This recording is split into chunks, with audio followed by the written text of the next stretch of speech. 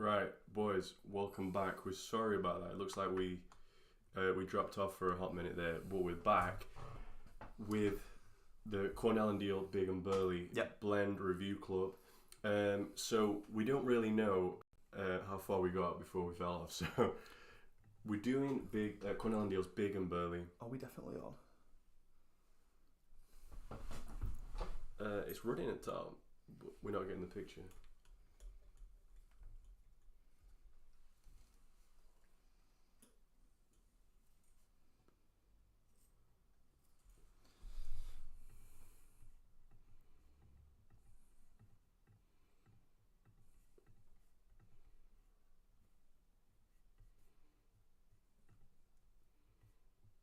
There we go. Okay, there we are. So, yeah, we're doing Cornell and Deal's Big and Burley. So basically, what we've got is long cut Burley with some Latakia, Orientals, and it says a dash of Perique. So we've already lit up because we already started. So what's just occurred to me is the absence of Virginia. True. Yeah. True. So that's, and I was just about to say before we got booted that I was comparing it also to Peterson Perfect Plug, which uses orange Virginias to balance it, add a bit of sharpness and a little bit of sweet black Cavendish, but only in very tiny quantities just to balance it. You can't really tell it's there. There's no sweetness to it at all. I'm pretty sure it's cased in sugar though. It has, yes, and there was a little bit of something in there. It's really thick and syrupy when you're slicing your flakes off. And this isn't really like that either. And thinking about it, actually, you're absolutely right. Where's the Virginia? Yeah, that's no Virginia. It. So that's and I guess it's missing out on a bit of sweetness for that. So what we were saying is the Latakia. You know, when Latakia is in a blend, it tends to kind of dominate, but it's really not in this. It's not. I'd almost say that if I didn't know that there were Latakia in this, I might not even say that there was any. Yeah. But the blend note gave a bit of smokiness.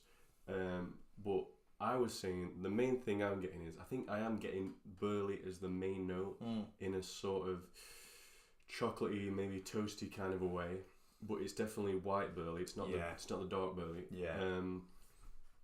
And we both agreed that there's a bit of a woody, cedary, sandalwood kind of a note probably from the Orientals that's there too, and probably like a little bit of spice from the Perique too.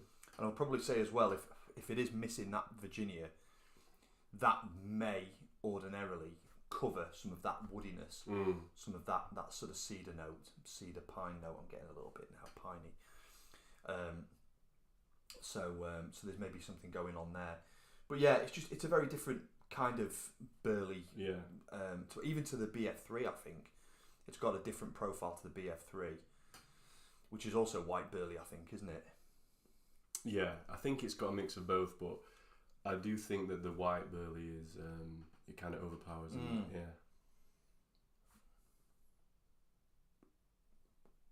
And do you know when I notice it most is at the very front end of the draw. Darkfire Kentucky, start of the draw, it's like it's powered straight in. Bam, yeah. Whereas this, it's not quite there, and it's like the burliness kind of comes in later on in the draw, I think. For me, I think now got past the first char and the embers in, I do think that the Oriental kind of note, the cedary note, is kind of getting a bit more dominant.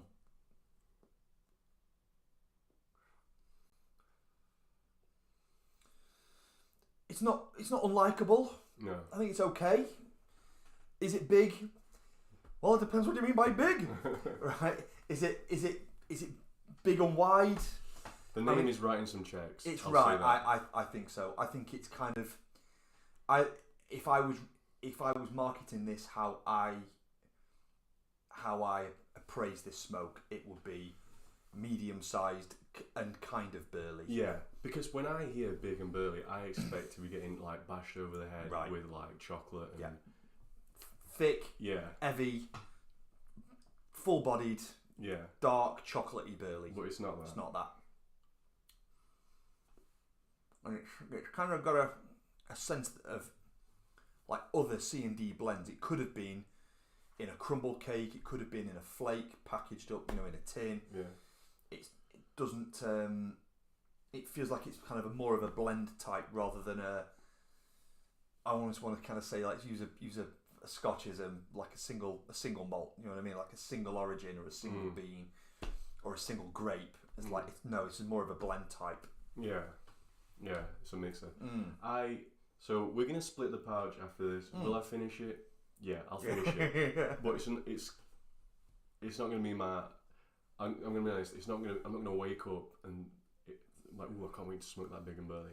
And also, it's nothing. There's nothing. Is there anything particularly wrong with it? No, I don't think so. I think it's fine. It's okay. But it's functional. Like, it's not special. No. And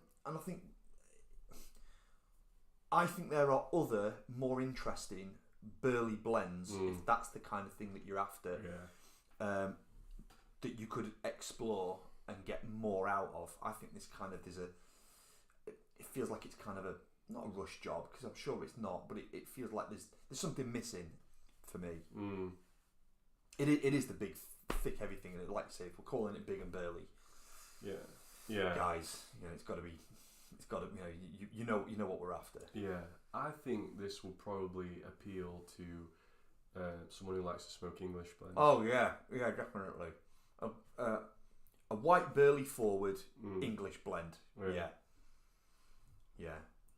Maybe somebody wants to kind of get into burley, see what it's all about. Mind you, even then again, I would probably say, is it representative of most burleys? I mean, I've just come off the back of smoking a lot of Samoa. Yeah. And that's another story altogether. Yeah. That's it's got that oaty sweetness. What it lacks in body in terms of its thickness, it makes up for in that oatiness and that sort of roundedness and a little bit floral. Yeah. Although obviously it burns really quick, which is the downside to Samoa. Yeah. And certainly it misses that character profile of the Dark-Fired Kentucky. What would be a good experiment? Next time we can get hold of some burley, just like pressing it in a vice for 2 weeks, and then just seeing what that does. See what it comes up. See what it comes up with. That's a good shout. Yeah. It's not bad. I don't think there's anything necessarily bad with it. It's just not one that I would tend to put. I don't think in a general rotation. No, I don't think it wouldn't be in mine either. Not to say, like you say, not to say that it's a bad blend. No, it's smokable. I could enjoy it. Yeah. But it's not. So the description said that it's actually kind of like a full-bodied strong. Yeah, it's for not. me. I don't agree. It's not. Not at all. I'd probably say lower medium. Yeah, definitely. Yeah, I think this is almost. For someone who really likes an English blend, who thinks, it'd be nice to maybe get a bit more burley in my English blend, this is maybe one for that.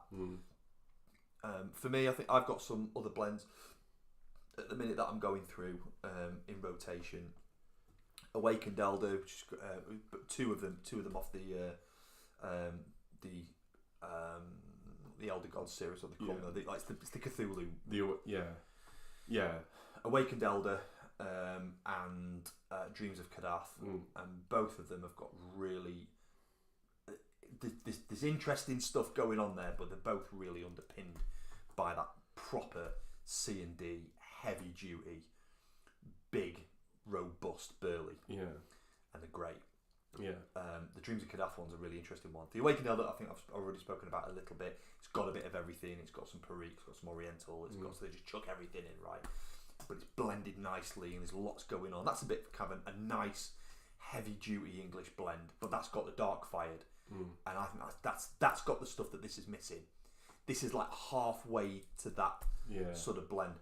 So it's interesting that I've smoked that one first before having this one, and the other one, the Dreams of Kadath. Wow, that's a really thick, boozy, sort of alcohol topped plug.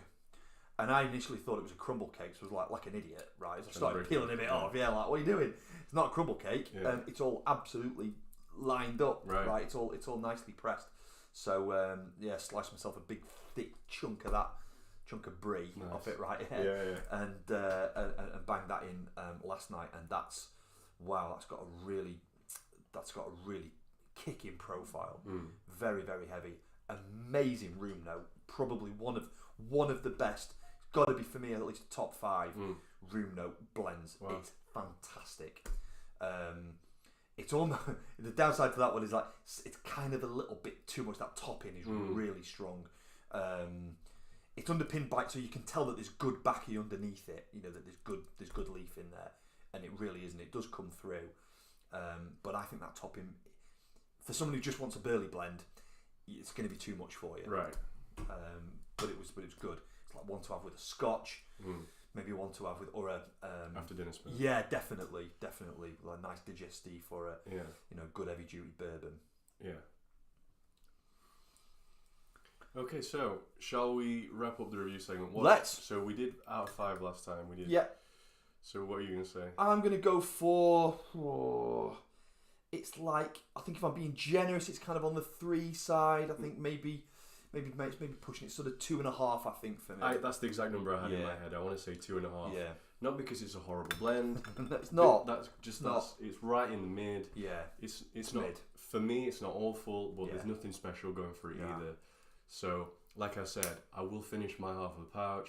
I'm not going to be happy about it. Oh no, I'll smoke it. What are you going to do? It'll stay location while it's there. Well, I might also have a little bit of a play, see how it goes with a bit of Maduro, see if that adds a bit of something. Oh, that's to a good point. Because that's something I haven't done yet. Because obviously we've just smoked it tonight. But that's maybe something that we can have a look at, see how it behaves with a bit of Maduro in there. Yeah. That might add some of that thickness and robustness back. But yeah, we'll see. I mean, I will say that I hadn't been smoking the other blends with Maduro, so I've just come off the back of just Burley, right? BF3 and Senoir, so it's a fair comparison for me. Yeah. But that Maduro might just give it a bit. I mean, that's a great point. Maybe Maduro could really fill in, on the body.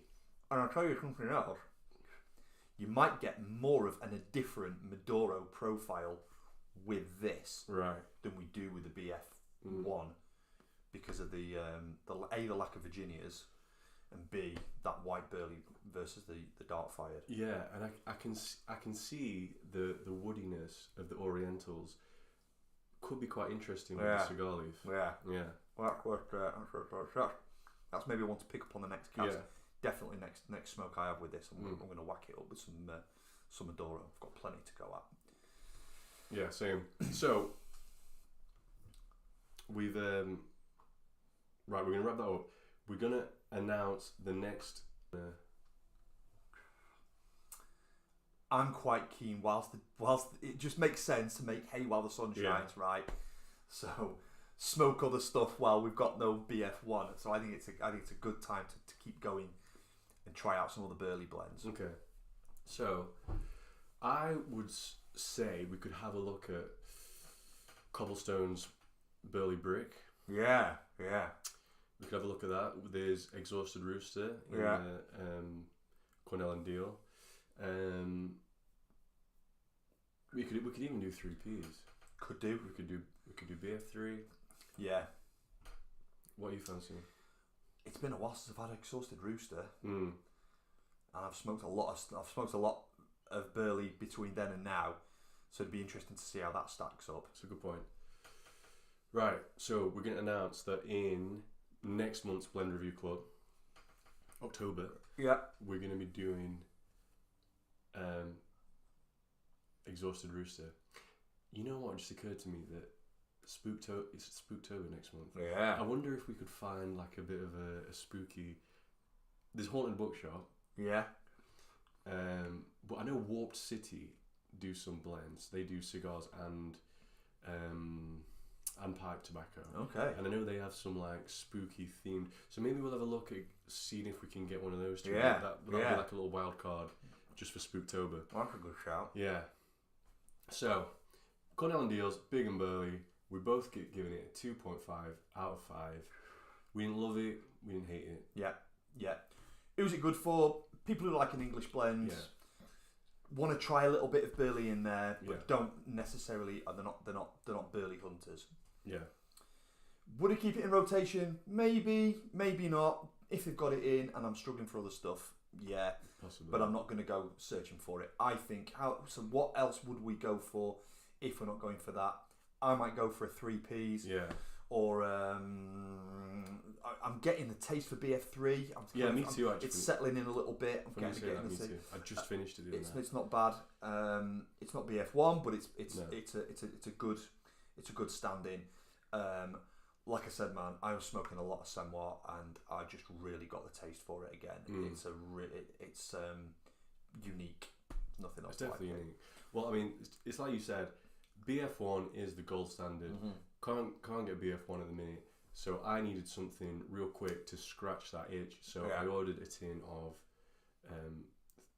Peterson's Perfect Plug 3Ps, which, if I know Smoke King, it'll be here tomorrow.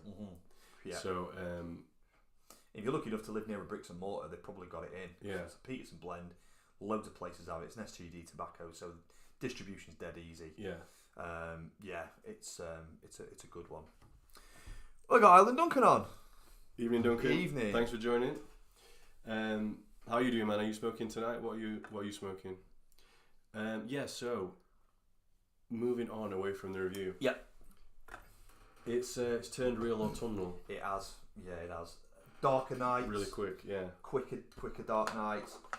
Dark mornings. It's getting a bit of a drag now to drag my carcass out of bed. Yeah. Had a nice 5:45 start this morning. I didn't really fancy, and it was pretty bleak. So with that darker weather, feels like we're kind of heading now towards sort of darker movies. Yeah.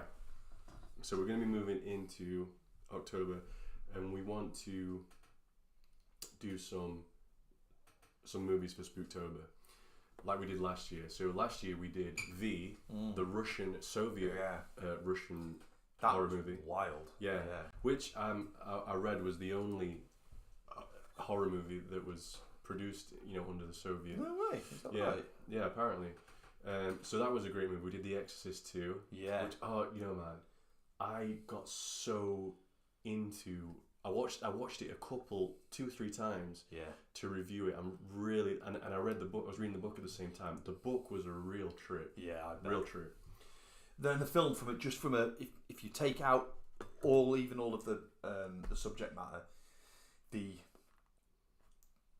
technical production of the film, the filmmaking aspect to it is just class. Yeah. So well made.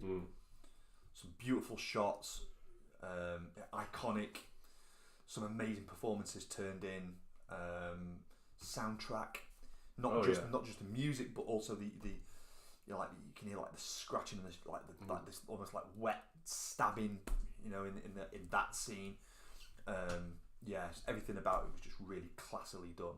Really good filmmaking. Excellent film. So I'm wondering, since we tend to do one a month, if we, from now until next time, maybe the two of us, we pick 3 films to watch, and we do 3 films over the course. Sounds good. Like 3. I think 3 films is good. Yeah. I mean, I've got a couple that I'd like maybe to, because I'm going to come on to Savinelli in a moment. We're still smoking our Savs. I've got an Italian thing going on at the minute. I'm thinking maybe Giallo. I pick a Giallo, you pick a Giallo. Maybe we could do a K horror or a J horror. I went through a whole phase of that. Like Ju-on and Ringu and Dark Water and what was the one with Jessica Alba? She did a remake of The Eye. The Eye, yeah. But there's loads. There's loads of them. So maybe we could pick one of those each. Yeah. And then maybe like a classic horror or something like that. I don't know. Shining or something. We'll kind of. Shining's a good one. I've been thinking about recently Silence of the Lambs. That was a great movie. Oh man, so good. Yeah. more of a thriller than horror, but there's kind of Yeah. horror aspects to it. Yeah. So yeah, I think that's a good shout. Well, you hipped me to this, which was because obviously we just finished up on a. No, we didn't get to do, but you and I were watching some Vietnam movies. Yes. And we were saying that. Well, you hit me to this Korean horror. That's right. Set in Yeah, Vietnam. that's right. I had no idea that Korea was in Vietnam. Yeah. Same until I watched it. Yeah. So that could be the first one then. Yeah. got R point or something. R point. Yeah. R point. So that may be good. It's interesting. It was kind of I don't know if you ever saw the film Outpost. No. But it felt like that's one where it's a war again, like a war horror. Obviously all wars horrendous, but it was like specifically in the horror genre. And it felt like it kind of inspired that. I think it came before that. I think, but it felt like that kind of inspired it. You know, a film I watched a while ago. It was on Film 4. I just kind of watched it on a whim, and it was great. Not seen it for a long time. It's called Death Watch. You ever seen? Oh man, great! You see that film? Yes, I have. Yeah, great film. World War One. That's right. In the trenches. Jamie Bell, Lawrence Fox, Andy Serkis. Andy Serkis plays an absolute nutter. Yeah. Man, that's a great flick. Yeah. That's maybe that could be it then. Two wartime ones. Two giallos. Two Suspiria and another. Yeah, I could watch 5 films between that. I could do that. Yeah, and then maybe 2 classics. Yeah. Let's do that. Duncan, not tonight, guys. Been on a little fitness kicks, trying to keep myself to a bowl a day. Had a bowl of EMP. Oh man. Early morning pipe in the afternoon. In the afternoon. Do you know what? I'm backing him. I know he's all right. He's all right. That's an all day long smoke. I love EMP. You know what I say, bro? You're a wrong'un. No.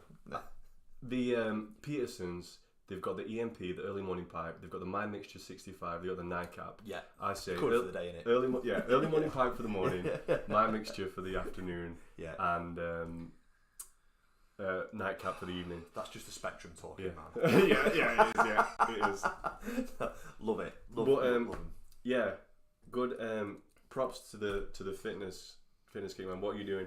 I like to keep in shape myself. I like to lift weights. I gotta be honest. I've been smoking for 3, maybe going on 4 years now. I've really not noticed any kind of numbers, has it? It's certainly not touched my numbers. I'm not a big cardio guy as it is, but I've been doing a bit more lately, and I don't think it's really touched my cardio. So I'm not like lecturing or anything, but I'm just like from my experience, I don't think it's really harmed me in any way. But we spoke about this with the Placencia rep. It was also a big fitness guy, wasn't he? He was saying like, well, he didn't, you know. He was more so into his fitness than he was into his cigars until he got a job with a big cigar manufacturer. But he eventually agreed with you, didn't he? He's like, well, you know, I haven't really noticed that much of a big hit. Well, moderation is a virtue, definitely. And nothing exceeds like excess for me. So I did promise a little bit of a talk about Savinelli. So we spoke a little bit about this before I went away. So I got this Mate bought for me by Mrs. Dion for our wedding anniversary, with a little help from my friend. Basically, Harry did the honourable thing and he just told her what to buy, which is utterly admirable and exactly the right thing to do. And I love it. So until I bought the Clarks, which I've always been insanely jealous over yours, and I've always wanted one, and I picked one up and loved it, and the build quality is just fantastic. So my other Sav that I got was a tandem, and the very silly boy was too over exuberant one evening, and the stem was always a very tight, snug fit. Didn't really wait until it had cooled down properly and snapped the stem in the shank. Silly. I was able to get it out, which meant I could still use the small stem, but it was like Edgar Allan Poe's beating heart, right? I just every time I looked at it, I thought, you pillock, Yeah. right? That I couldn't get over it. And eventually, you mentioned to me that, Savs do a repair service. Yeah. Do they? I said, yes. So, all right, okay then. Well, let's give them a try. So their repairs start from about €30, I think €35, something like that. It was more than that. Yeah, I think the €30 is like a service. I think that's the service charge. Yeah, it could be. Like a basic service. Well, this was 30. I mean, I had to pay for shipping. They would ship it back, so there's probably another 15, €20. But this was €65 to get basically a new church warden stem in that tandem, the 920 tandem. And I've got to say it, man. When I got in touch with them, they were really polite. They were really the service was fantastic. They were very communicative, very chatty with me, very upfront and honest. They explained to me what I needed to send them so that they could do it. They were straight away said, "Yeah, we can do your new stem." So I plumped for it, and they told me that they shut down over summer. Fair enough. They weren't trying to hide. Just to get my business. They were honest with me. Yeah. If you don't mind waiting, but we'll make sure that this is done first week of September. And I've got to say it, man. Their word you can take to the bank, because it was the first one that came through. It must have been. It was as soon as I got back from France, like, it's done. Wow. We're gonna ship it back. Got a notification this week. It's shipped. It's on its way back. They're just all sorts of quality, and that to me speaks a bit about the firm themselves. Yeah, absolutely. Because I've always had a bit of a. I'm a big value for money guy. I'm a tight. What I mean by that is I'm a tight Yorkshireman. I'm that tight that when I got married, my confetti was on elastic, and so that's a joke by the way. It wasn't really, and that's a joke that I've nicked from a film called Kez actually. I've always kind of had a bit of a sniff about Savin, thinking, well, are they really that much better? I think there's maybe other better pipes around for the money.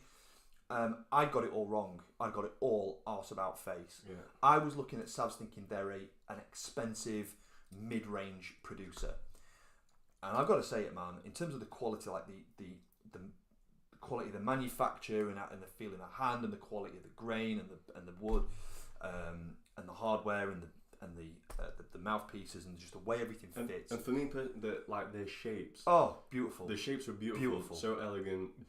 Fantastic. Yeah. And finished really nicely. They must get through hundreds of seconds, because this is what they're left with. They must get through a lot of ones that don't make the grade. So I'd kind of come at it thinking they're an expensive sort of mid-range. Savs are a cheap, top quality pipe producer. Yeah. The quality is just outstanding. Yeah. Everything about them is really, really good. And I've got to say it, man. It's really shined me up on them. This whole experience of getting them to fix the tandem.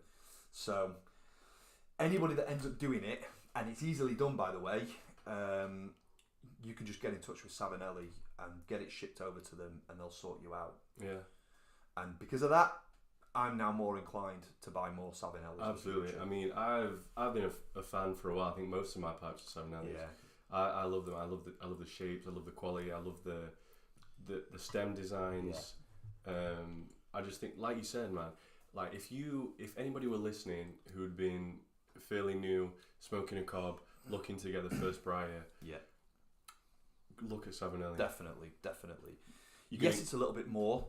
Yeah. But it's less than what you would pay for a top dollar stuff. But the quality's there, and you're gonna get a beautiful pipe. Yeah. And you're gonna get the quality consistently. Yeah, consistently. And then when I've had other pipes which have got big names, Petersons, there's been little things that I've not been quite that happy with. Yeah.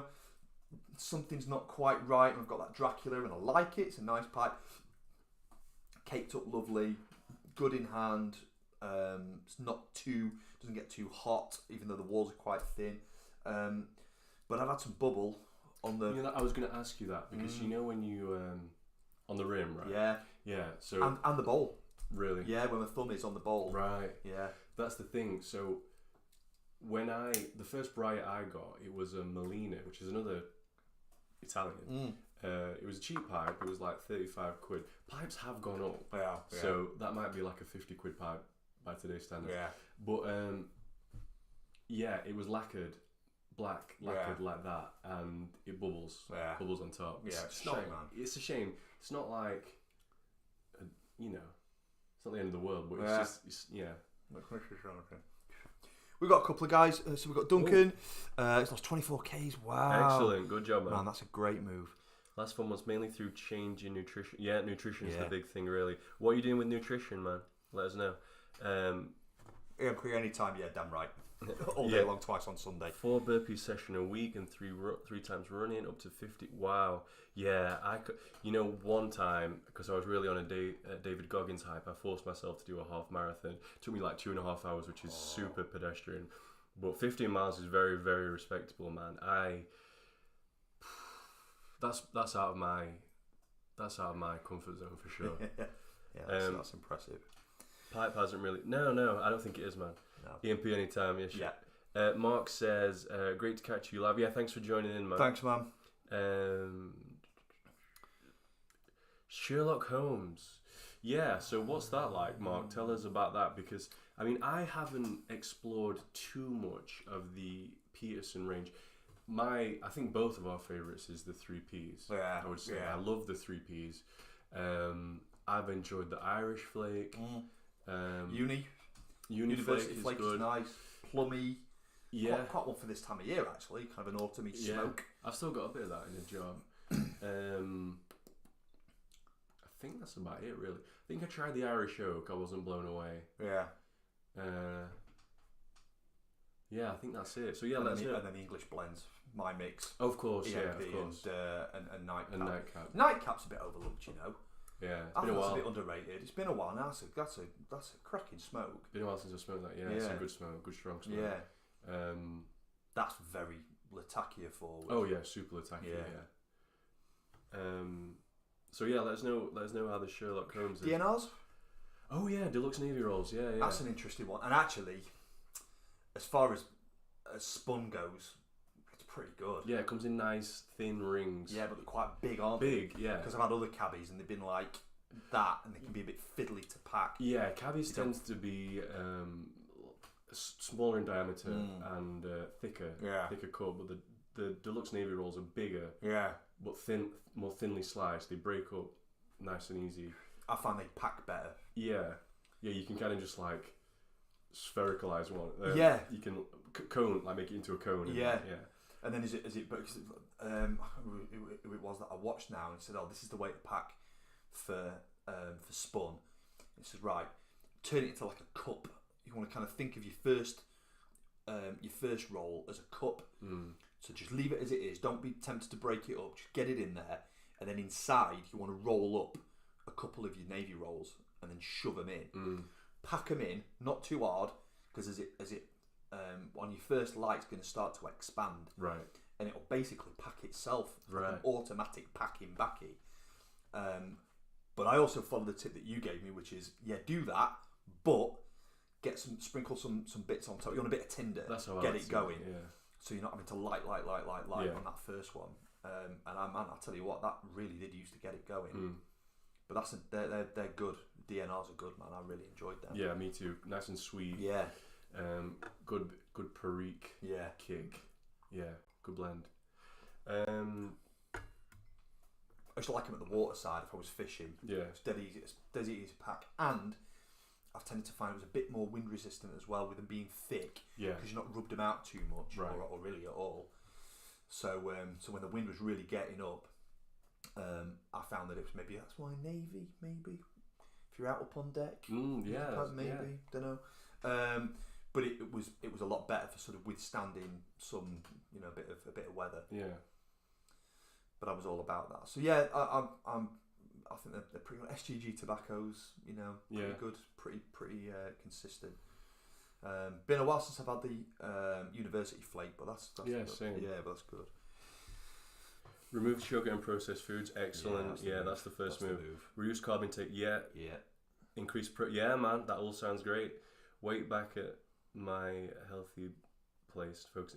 Yeah, man. I mean, I totally agree with that. I mean, if I'm gonna just get on my soapbox for a minute, if you're talking about nutrition, definitely get rid of the processed foods first. So I'm like, my approach is that I look at basically buy things that don't have an ingredients list. Yeah. So you're looking about like meat. Yeah. You're gonna buy cheese and dairy or whatever. You're gonna buy fruit. Maybe you're gonna buy some vegetables if that's your thing. But if like anything that's in like a jar or a pack that you want to eat, look at the ingredients list. Is there anything that I can't pronounce? I'm not going to buy it. And I know someone's going to say, oh, everything's a chemical, water's a chemical. Yeah, okay, I get it. But if it's just, if you apply that rule, then you're not going to eat any junk. You're not going to do it. So you described it to me as, I don't eat anything that looks like it belongs in a chemistry set. Yeah. And not on my plate. If the ingredients list sounds like a chemistry set, I'm not going to forget it. Forget it. And then, like you said, lowering the carbs. I'm not zero carbs. I do eat some carbs, but no grain carbs. Always vegetable-based carbs. So potatoes, root veg, sweet potatoes, some root veg, parsnips and stuff, carrots, plantain, yams, things like that. And then, but the focus is on proteins and fat. So, I think a good protein target is about 0.7 grams, 0.8 grams of per pound of body weight. People say 1 per. I think that's a little bit on the higher. You can do that if you want. Protein is the most satiating macronutrient. That's going to keep you full, and obviously, it repairs muscles and it gives the building blocks for them to be what's the word? Like repaired.